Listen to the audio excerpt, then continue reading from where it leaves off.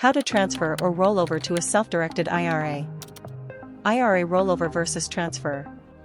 Rollovers and transfers allow you to move your retirement savings from one financial institution to another. The process for each is different, and each has different rules. Transfer. A transfer is when you move your IRA to another IRA at a different institution.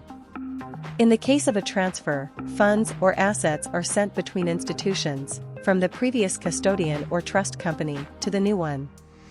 Rollover.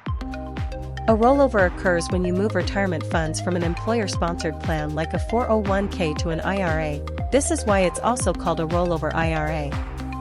This option is typically chosen when an employee leaves a job and no longer contributes to the employer-sponsored retirement plan. 3 steps to transfer your retirement plan to an IRA or self-directed IRA. 1. Open an IRA account. 2. Complete IRA's transfer form. IRA will send the transfer request to your current provider. 3. IRA will send you an email confirming funds have been received. 3 steps to roll over your retirement account to IRA. 1. Open an IRA account. 2. Complete IRA's rollover certification form. 3.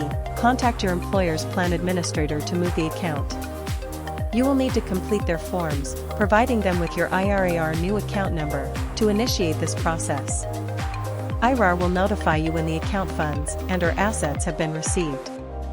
It's that simple. Important. The IRS only allows one rollover in 12 months. This applies to all your IRAs. Transfers are unlimited, but be mindful of the processing time to complete this transaction. For detailed information, download the guide.